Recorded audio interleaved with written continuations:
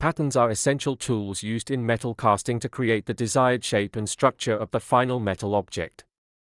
They serve as a replica or model of the intended part and are made from materials such as wood, plastic, or metal.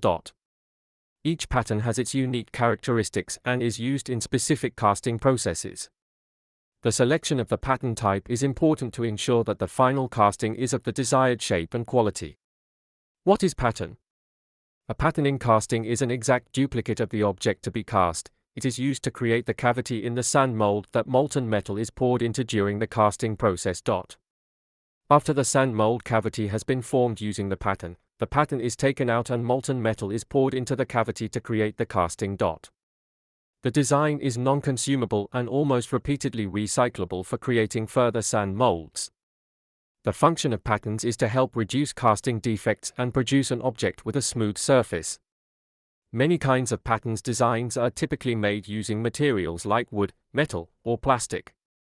Sometimes, wax patterns are required for specific applications. Wax patterns are used in the investment casting process. Applications of pattern. Patterns are extremely useful in a wide range of industries and are essential for the casting process. Among the noteworthy ways that patterns are used in casting are foundry sector, artistic and jewelry casting, production, and model building. 1. Foundry sector. In foundries, patterns are often used to create metal castings in a range of sizes and forms. They play a crucial role in forming the mold cavity, which is then filled with molten metal to produce the intended end result. Patterns are used in the manufacturing of components for industrial, automotive, and aerospace applications because they allow complicated geometries and small details to be replicated. 2. Artistic and jewelry casting. Artful castings and complex jewelry are made with the use of patterns. They make it possible to create original and eye-catching creations, from large sculptures to delicate jewelry. With the use of patterns, creative conceptions may be precisely duplicated, guaranteeing accurate reproduction in the finished metal castings. And model building. In the manufacturing sector, prototypes are created using patterns, which enables engineers and designers to test and assess product concepts before to mass production. Manufacturers are able to assess functionality, fit, and aesthetics by making patterns that closely resemble the desired components. This allows for more cost-effective production and changes to the design. Types of patterns in casting. The various kinds of patterns used in the casting process are single-piece patterns, two-piece patterns, gated patterns, multi-piece patterns, match plate patterns, skeleton patterns, sweep patterns, loose-piece patterns, follow board patterns, cope and drag patterns, segmental patterns, and shell patterns. They are tailored to specific casting requirements. 1. Single-piece pattern. These types of patterns are less complex in design and can be placed either in cope or drag. Single-piece pattern types are used in large castings, e.g., stuffing boxes for steam engines. This pattern is exactly like the desired object. A single-piece pattern is also known as a solid pattern. This pattern is economical because it simply requires straightforward shapes and flat surfaces. It is perfect for straightforward operations and small-scale manufacturing. This is why industries where large objects are made make use of it. 2. Split or two-piece pattern. These types of patterns are used for intricate casting. It is also known as the split-piece pattern. It has cope and drag as its major components. The cope component utilizes dowel pins and is aligned with the drag. It contains 2 dowel pins and 2 dowel holes that are used to align and attach the two sections. The shape of the casting determines the position of the separation planes, irregular or flat. The use of split patterns can be found in the production of steam valves and weapons. 3. Loose piece pattern. These types of patterns are obtained when a solid piece has a backdraft or projections that may lie above and below the parting plane. One disadvantage of loose patterns is that the adjustment of the projected pattern can be done during ramming. This may slow down the casting process. 4. Gated pattern. Gate patterns contain one or more loose patterns attached to gates and runners.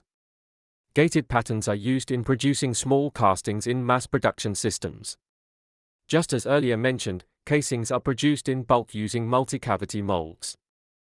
The molds are made by joining a few patterns and gates and giving them a single runner for the melting metal. These patterns are composed of metal, and gates and runners are created by attaching metal pieces to the pattern. 5. Match plate pattern. These types of patterns are similar to split patterns.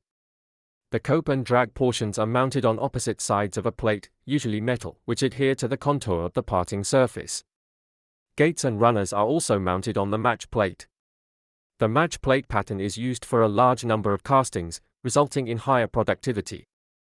The other sides of a match plate are made of wood or metal. The plates also support the runners and gates. This kind of pattern is utilized in machine molding. It is widely used in industry for casting a variety of items. It is expensive, precise, and high yield. The casting of metals like aluminum frequently employs this style of pattern. 6. Sweep pattern. In a sweep pattern, the cavity is created by rotating a wooden board along one of its edges. These types of patterns are used when a large amount of casting is required in a short time. Its components include a spindle, a base, and a sweep or wooden board. It is known for producing castings in a short period of time. 7. Cope and drag pattern. These types of patterns are similar to split patterns. They contain a cope and drag portion, each mounted separately on a match plate. They are used in the production of large castings. The process cannot be done by a single worker due to the weight of the molds. The cope and drag portions of the mold are made separately. This is because the entire mold is too heavy for one operator to lift. 8. Segmental pattern. Circular castings like wheel rims, gear blanks, and other similar items frequently use this kind of pattern. These patterns consist of pieces that are moved to create each piece of the mold to create the full mold. 9. Skeleton pattern. This pattern is just like a sweep pattern made of wooden frames that carry the shape of the part to be cast.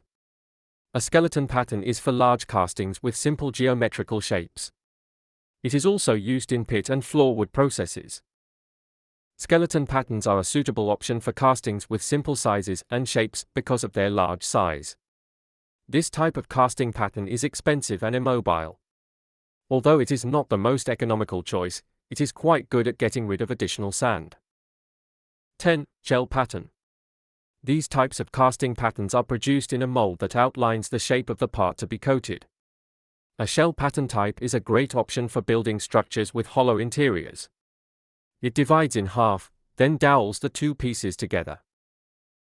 11. Follow board pattern. These types of patterns are used as devices.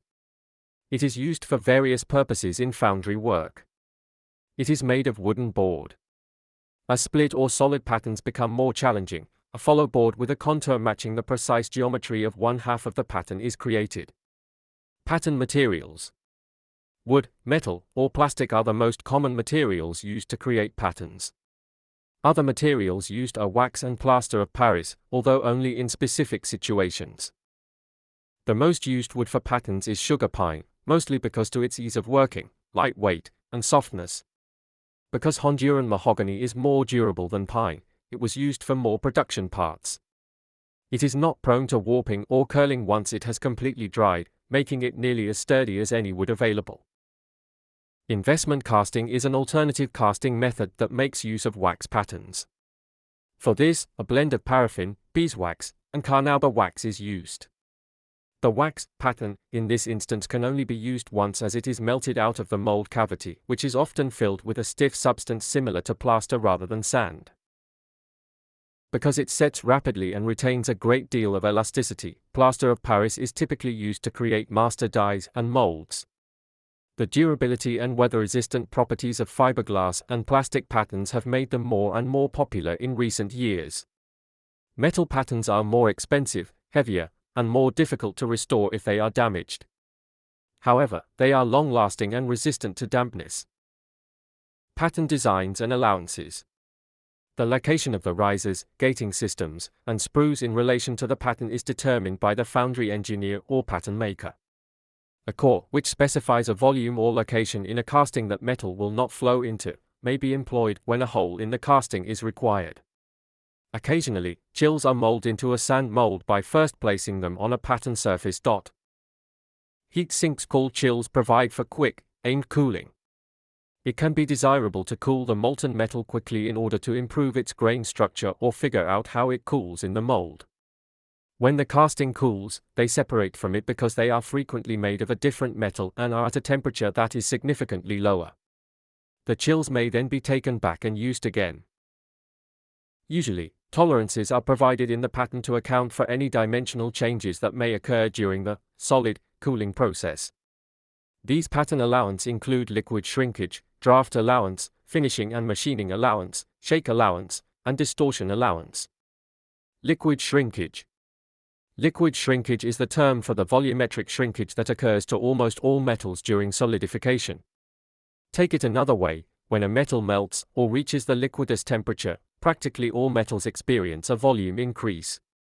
Depending on the alloy, volume shrinkage typically ranges from 3.5% to 10.0%. Draft allowance. There's a chance that any leading edges will break off or sustain damage during the removal of the pattern from the sand mold. In order to prevent this, the pattern has a taper to make it easier to remove from the mold and lessen the chance of edge damage.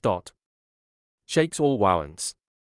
Typically, the pattern is wrapped around the faces after being removed from the mold cavity to make removal easier. This procedure enlarges the final cavity. Reducing the pattern dimensions is necessary to make up for this. This allowance does not have a set amount because it is mainly personnel-based. Distortion allowance.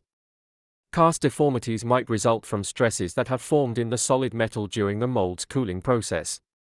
This is more noticeable when the mold has a thinner width than it does length. By first warping the pattern in the other way, this may be avoided. Finishing or machining allowance. Since sand castings usually produce poor surface finishes, dimensionally incorrect results, the cast product is frequently subjected to machining operations like turning or grinding to enhance the surface finish. A portion of the piece's metal is removed during operations. Limitations of patterns. Below are the disadvantages of patterns in their various applications. Expense and duration.